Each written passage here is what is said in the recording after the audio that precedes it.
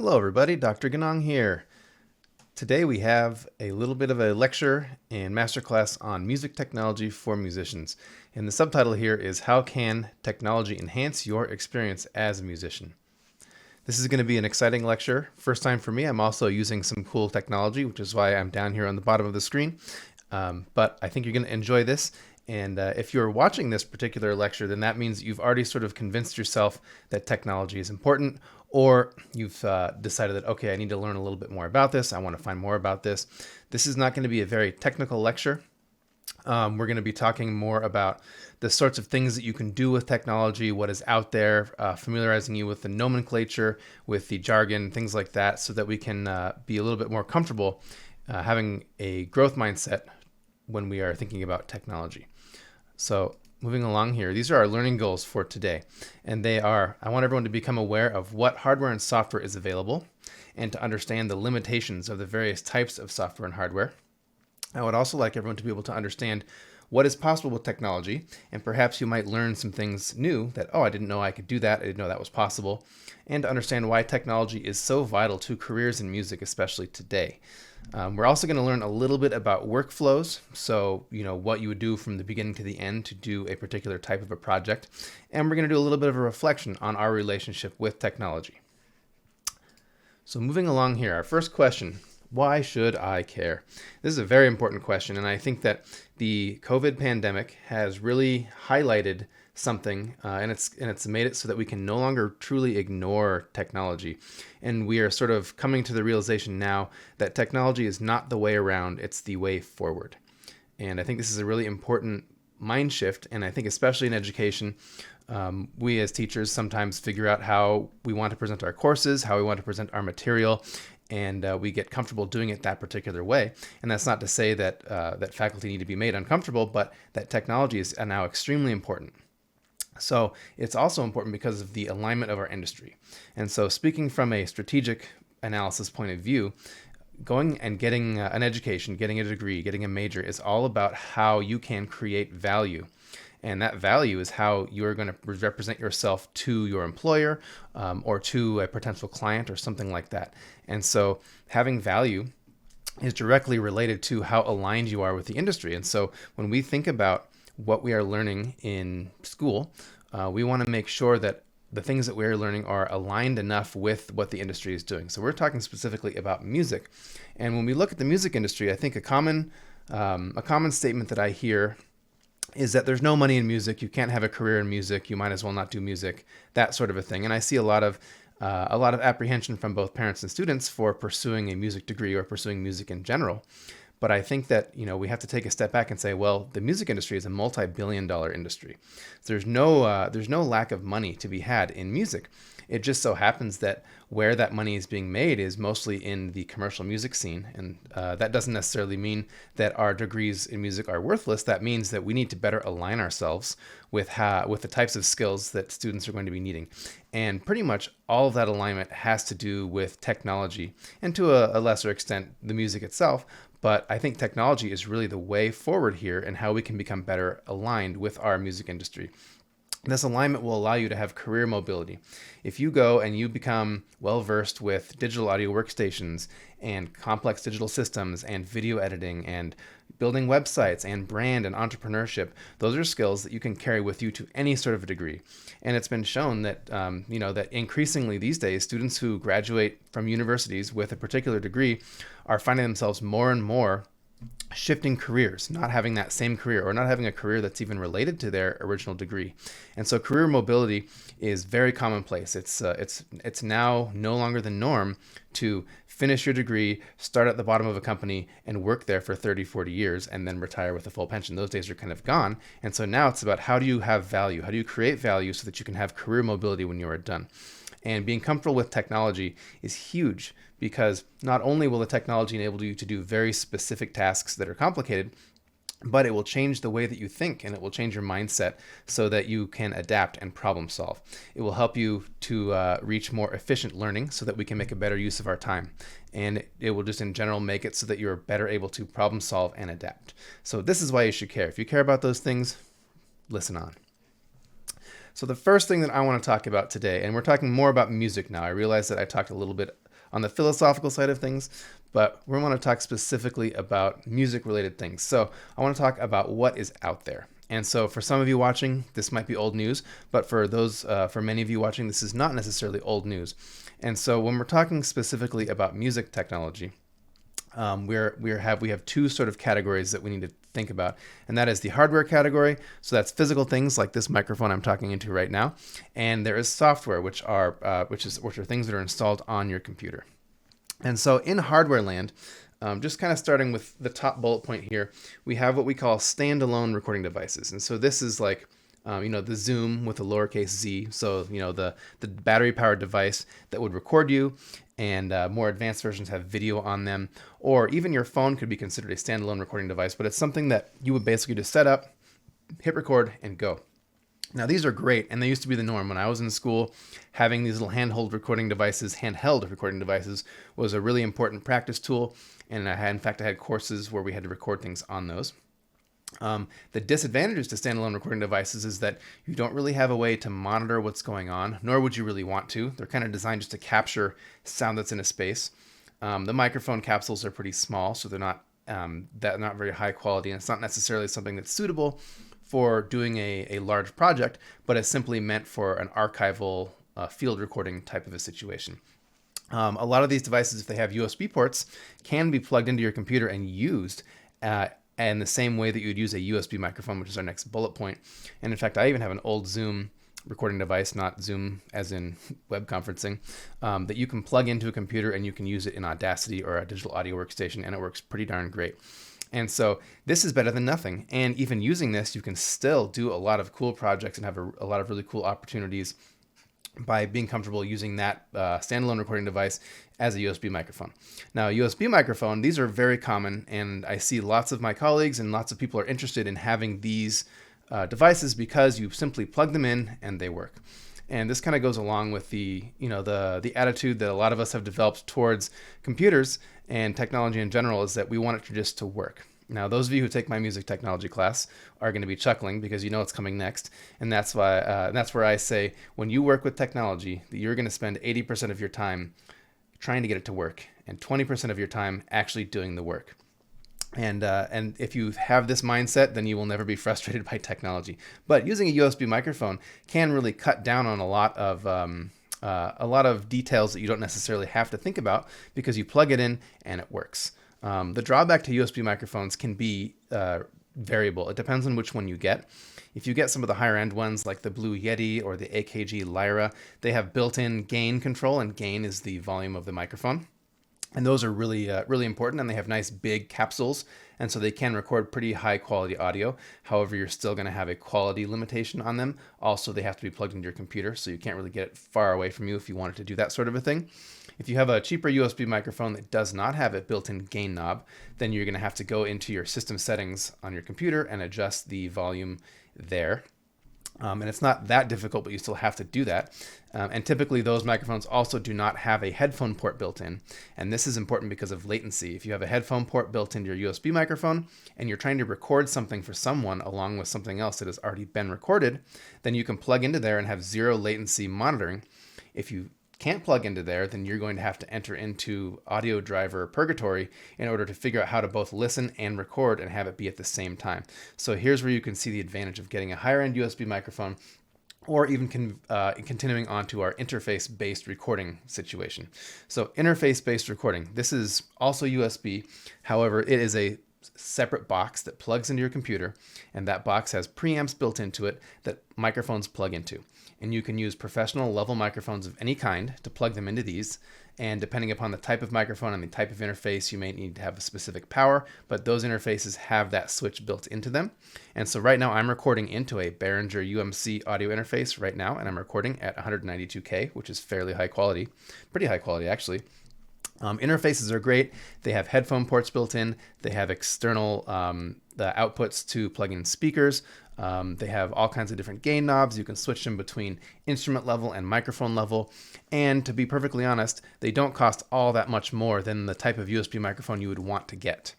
And so this is kind of where I recommend everyone start, because once you have an interface, you can really start to understand and work with music technology on a a far more detailed level than simply just plugging something in and hoping it records you. If you buy an interface, you also have to buy microphone cables, microphones, microphone stands. But hey, if you are into music and we're talking about music technology, this is the way forward, not the way around. So these are our audio options. The next 3 points here, we're talking about video, and video is also important because, like it or not, video is one of the most determining factors of someone consuming your content, even if it's music based. And we can talk a little bit more about that later if we want. But talking about video, we have standalone video recording. So that's kind of the same as our standalone audio recording.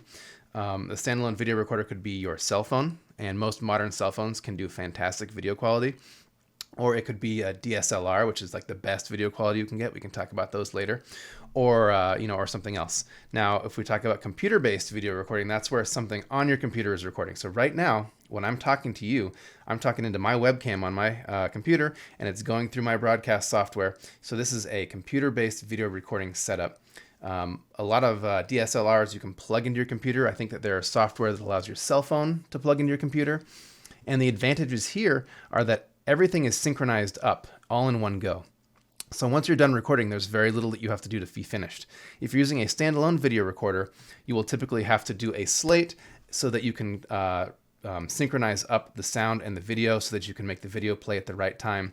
And you also need to make sure that you're in the right frame rate. And if you're not in the right frame rate, there are things you can compensate so you can see things spiral out of control if things aren't integrated right at the very beginning. However, when we're talking about video and audio, recording audio separate from video, if you're doing high quality music, is something that is better. And there are ways we can make sure that is not quite as complicated on the back end. And now talking about computers, this is another interesting situation that if you're doing professional audio or high-end audio, you want to have Windows or Mac OS X.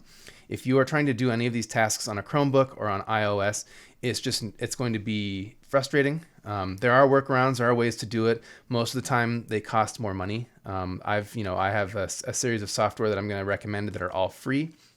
But unfortunately, Chrome and iOS are not to the point yet where we can really do these things the way that we want, unless we are using proprietary software that in most cases is expensive. And in fact, as of this video, Chrome still does not have software-based gain control of a microphone, which makes it nearly impossible to do music on. So I'm here today to tell you that you should have, don't have a tablet, don't have a Chromebook, and expect to get professional level quality out of this situation. So moving along to software. Now there's software is what makes all this magic happen. And so there's the first piece of software we want to discuss is the digital audio workstation known as DAW, D-A-W. And the DAW is a fantastic piece of software. It allows you to record and manipulate and edit and produce audio.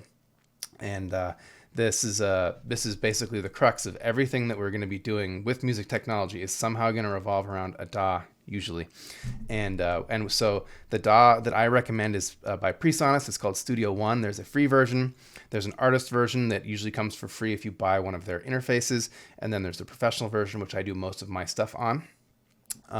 But yeah, digital audio workstation, this is, how you're going to practice everything we're doing. We're going to talk a lot about digital audio workstations and it's going to be great. Now, video editing software is where you would take the things that you recorded with video. And once you're done making the audio in your digital audio workstation, you can also put that into the video editing software. It's kind of like the last thing that you do. And in your video editing software, you can synchronize up the audio. You can get rid of one of the audios. You can cut things. You can put transitions. And then you do the final rendering or bouncing of that video file from your video editing software. And most video editing softwares have some audio editing abilities as well. The free version I recommend is called DaVinci Resolve, which we can talk about later. And I personally use Adobe Premiere because I have a license through school for that. And the third thing we want to talk about is broadcast software. And broadcast software is basically something in between that allows you to integrate your audio and your video in real time. And so that's exactly what I'm using right now. That's why I can be small and down here on the side, and we can see this up here. And I can see that my video is mirroring, so it's really awkward to watch it on the side while I'm pointing my finger around. But I'm using a piece of software called Streamlabs OBS. Now, OBS is a famous broadcasting software called Open Broadcast Software. It's free. And Streamlabs is simply a skinned version of that. And so I'm able to integrate my webcam, as you can see with my face down here, as well as my slides from my screen. And it's connected to my audio interface, so I can use my nice microphone over here. And so broadcast software can be really important to put together nice professional looking things like this. And you can also integrate multiple video sources. And in fact, a lot of the concerts that you're going to be seeing during this month were originally mixed. The video was mixed live in OBS at Audiolabs. That's the platform that they use. And then this very bottom bullet point basically just says, be aware that there are different ways that the digital information is packaged. And so one of those things, frame rate, that has to do with video, how many frames per second. And the magic number here is 60. If you can do 60 frames, that's good. A lot of times 30 is the standard. The sample rate is sort of the equivalent version in the audio realm. And it's not quite as crucial to get it as high as possible, simply because even at 44.1, it's still plenty fast of a sample rate. However, 48 kilohertz is kind of where I recommend people go, and most audio interfaces can support that. And then resolution, of course, is the resolution of the video that we're watching. And so I would say a really good, as of this video, and of course things change, but as of this video, full HD, which is 1920 by 1080, is typically the resolution that you want to be doing most of your things at. And if you go above that, fine. If you go below that, you'll start to see some quality degradation. But if we're up in 4K land, you're going to melt your computer, and it's going to take too long. And pretty much the HD broadcast standards on YouTube are like 1080p, which is that full HD. So these are just things sort of to keep in mind. 60 frames per second, 48 kilohertz, 1080p. Right? So we're moving on a little bit. So we're now talking about how this technology can enhance your learning. And so the first situation here is we're talking about in the practice room. So visual learning. When we're doing music, when we're learning music and we're playing, very little of this is what we would call visual learning. A lot of it is listening. And in fact, the nature of band and orchestra, all but states that the primary goal is to perform a concert.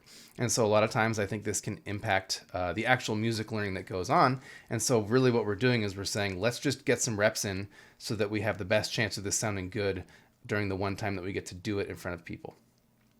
Using Digital Audio Workstation, you can record yourself in the practice room and you can see the waveform.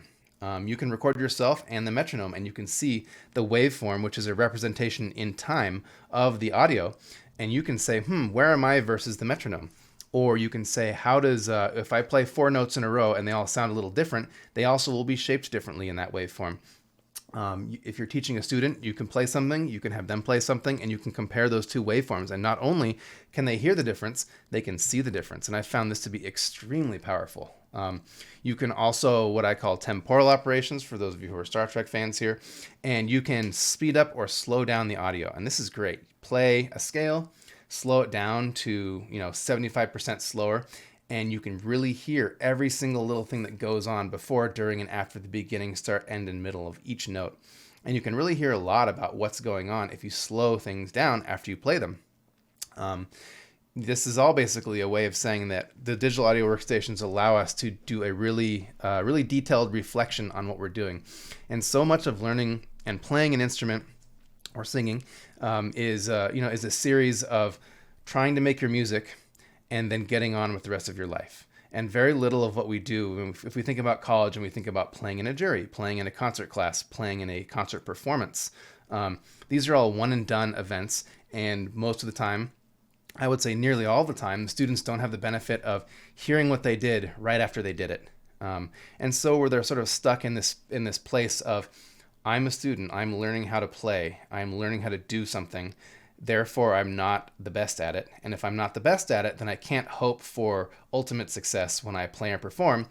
And so I'm just going to plan for failure, go and play my thing. It is what it is. I think you could ask any student and say, is your best performance in your jury? And I don't think that you would get very many who would say yes. With this, with our digital audio workstation and with our music technology, we now have the opportunity to play, listen, reflect, and do that immediately. And that can have really profound effects, because so many teachers are telling us, listen to yourself play. And if you record and listen to yourself play, you hear so much. And I can tell you from personal experience that that doesn't happen as often as it should. But as soon as you start doing it, you'll be hooked on it. Other things that you can do in the practice room is you can play with yourself. You can record the first part of a duet, record the second part of the duet. Or let's say there's a unison line with someone else, and you're playing this particular piece. You can play their part, and then you can play your part.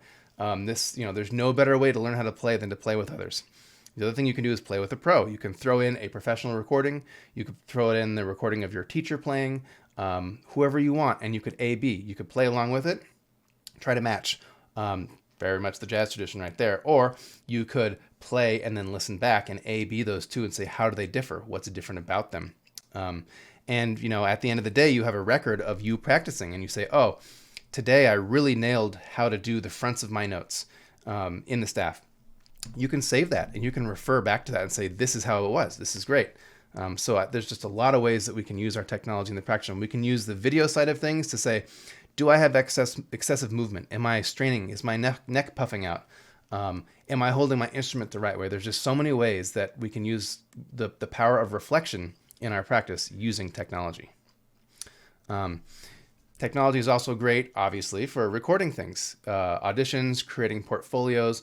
If you have your own technology and you know how to use it, you can record things at your own pace. You can record things in your own place. It can be however high quality you want it to be. You don't have to pay someone to be there. You don't have to feel rushed because you're using someone's time. You're creating content for yourself. You're helping to establish your own brand and identity. And this is all a process of entrepreneurship. And so, this is all stems from your ability to use technology to create things, to create your own content. I think that there's no better way to start being an entrepreneur, and starting to be an entrepreneur as a student can be very, very important, because you can start to build what you want to do and how you want to do it before you're done with school. Collaboration is another really, really, really important thing that technology helps enable. Because it allows us to do something called project-based learning, which is you create a project and you learn how to do things by doing that project. We can learn how to work in teams. We can become more invested in what we're doing and why we're doing it. It forces us to take the initiative and to innovate. It forces us to have good problem-solving skills and to think creatively about how and why we want to do things. And so, I tell all of my students, the absolute best way to learn how to do something is just to do a project. It doesn't matter how bad it turns out. A lot of my early projects were not that high quality either, but simply doing projects really, really helps to teach you to how to learn and how to coexist with this technology. And I love doing projects. I love working in teams. I love working with other people. And in fact, a lot of work, especially during the COVID pandemic, has been people saying, can you record these trumpet parts on this particular piece? And here's everything else that goes along with it. And they send it to me on Google Drive. And then it's up to me to produce high quality content. And if what I'm making comes to them late, is not that good, they have to do a whole lot of fixing on it later on, then they're probably not going to hire me back later. And so being able to collaborate and be self-sufficient with collaboration, too often collaboration is only something that happens when people are forced to get together and make it happen.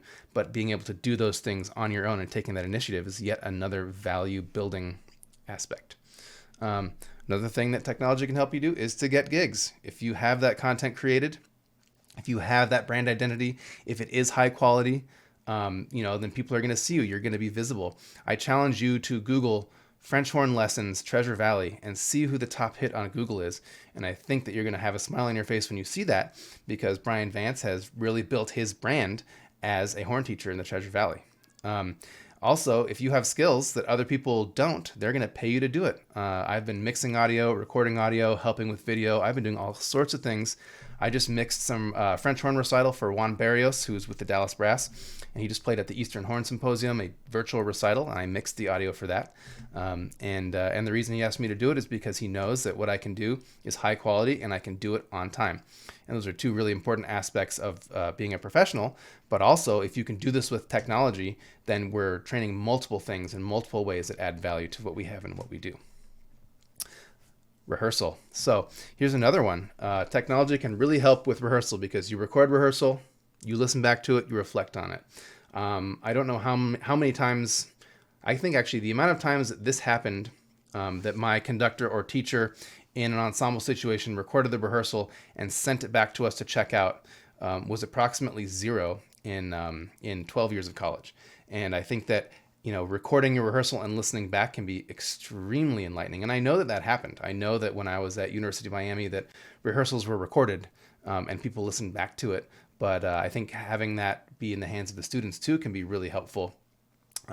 It's a really good way to give feedback and notes. I know with Boise State Jazz Orchestra, we're doing a lot of remote recording projects. And so I'm getting to know everyone's tendencies and everyone's playing, and I can give them feedback and say, generally when we're playing in swing and we have anticipated beats, you tend to be early, or you tend to be this, or you tend to be that. There's a lot of really interesting things we can see and get to know instead of just saying, change it, change it, change it.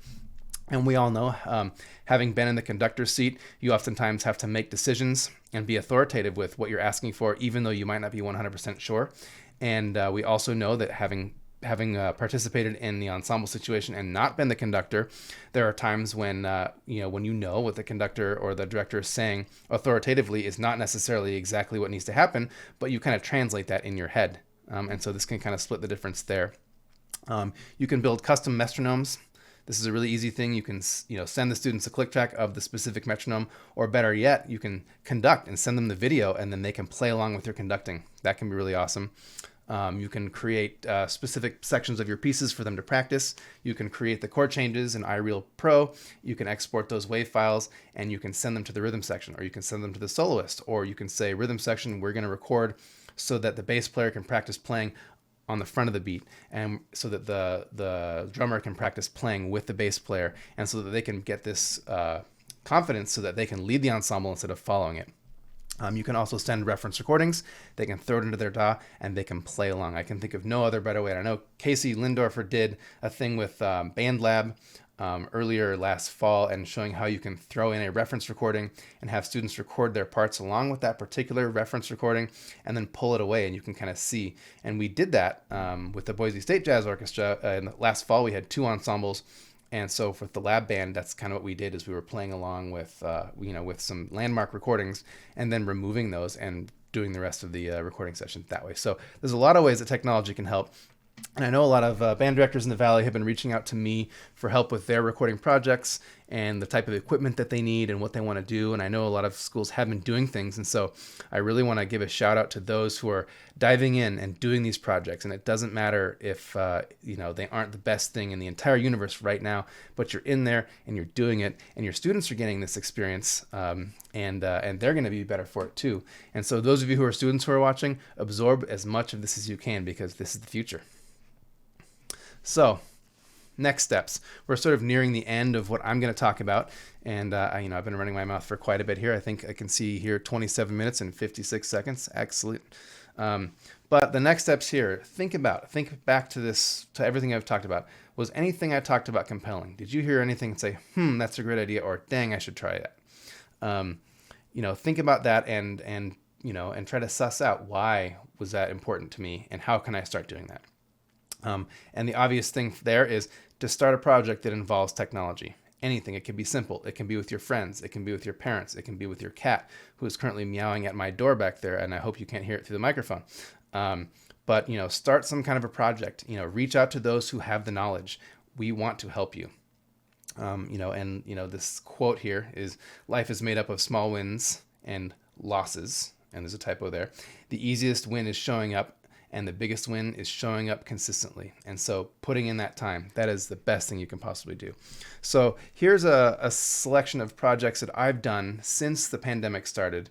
Right when the pandemic started, I said, hey, we're going to need to be doing recording in the fall. And so, my hat is off to the Boise State Jazz Orchestra, because we canceled our Gene Harris performance because Gene Harris was canceled that year.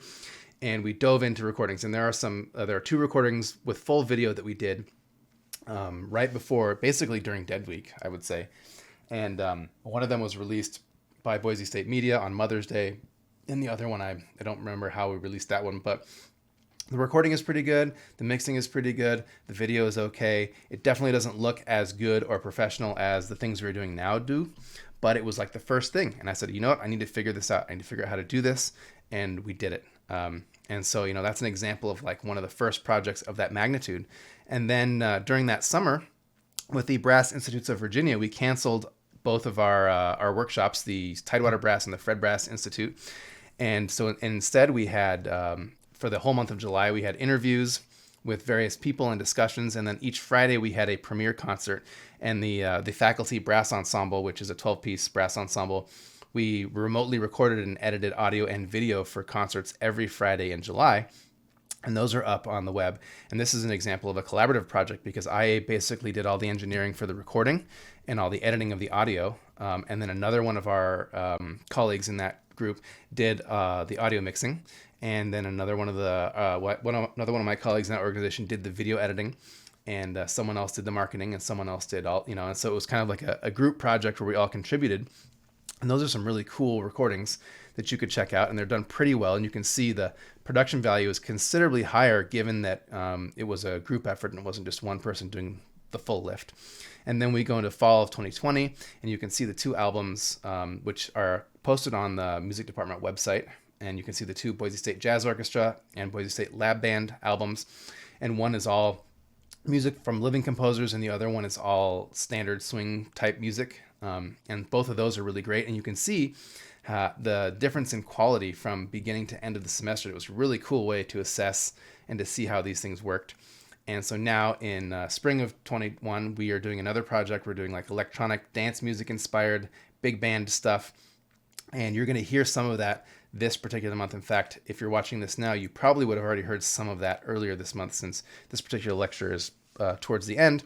And of course, this kind of all led up to the virtual Gene Harris Jazz Festival 2021. And, I would not have gained these skills to help to allow me to produce this particular virtual festival simply by reading a book or by watching YouTube videos. I learned these skills by going through all of these different projects and many more projects. And so, again, I can't say enough how just doing projects can be important. Here's my appendix. There will be a handout that includes some of this as well. But basically, if you're looking for a quick description of the sorts of things to look for, here's software, here's hardware.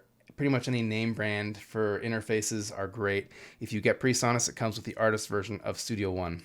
So, that's a very compelling reason to go for the PreSonus interface there.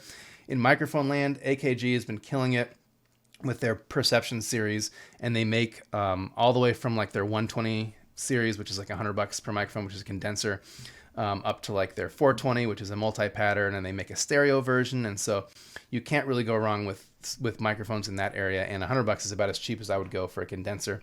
Computers, we talked about that. I'm a big fan of Logitech products for webcams. The StreamCam goes at 60 frames per second. That's what you're watching me on right now. But pretty much any kind of a webcam, if you can get 60 frames per second, great. Although 60 frames per second only really will work through USB-C or 3.1. Otherwise, it will back it down to 30. And then if you wanted to get a camera, a DSLR, I would just say make sure you get one that has an external microphone port so that you can get a nice high quality microphone on your DSLR. I personally use a Canon M50. And then over in software land, there's free stuff. Studio One is free for DAW.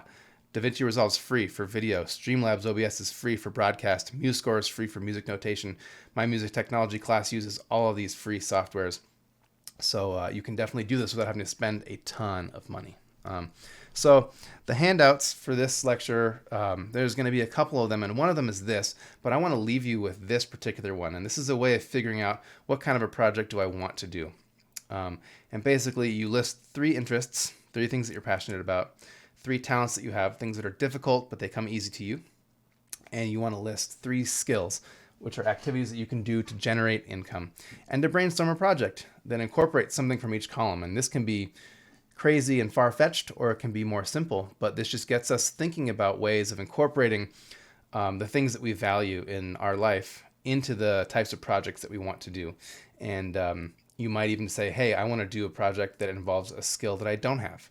And so that could be an easy way for you to figure out, what classes do I want to take? What do I want to study? So again, this will be there. Also, my reverse resume assignment will be there. And in that particular sheet, you are writing down what you want your career to be. and then you're working backwards and saying, what skills, experiences, and education do I need to have to attain that particular career? And it can give you insight into maybe who you should contact for more information, people who are already in those careers, or what type of a degree you should take, or if you are in a particular degree path, saying what skills are not being addressed here that I want to have. And and I'm proud to say we have lots of students here at Boise State University, specifically in the music area, who are saying, I want to do this, and they're going out and doing that. We have a student taking a class in Ableton Live. We have students taking classes in all sorts of other things. And we even have a student who got a grant and is doing an intermediate project that involves audio and video and dance and collaboration. Shout out to you, Taylor Ross. But so there are so many cool things that you can do with technology, and it really can open things up. And it doesn't have to be scary, and we don't have to force it away from us. And so, my closing remark here is contact me. Contact those who know stuff about technology. Like I said, there are band directors in the Valley who have contacted me about equipment and gear, and I will famously get back to you right away. And if I don't, email me again. That means I missed it. But once again, it's been a pleasure speaking with everyone here, and I hope that everyone watching got something out of this and now has a little clearer picture of the role that technology can play for musicians and how important it is that we start to become familiar with and invest ourselves with technology. So thank you so much, and I wish you have a good rest of your April, and I look forward to seeing all of you in person and to hearing all you play in person at the next possible time that we can. So thank you again, and this is Dr. G signing off.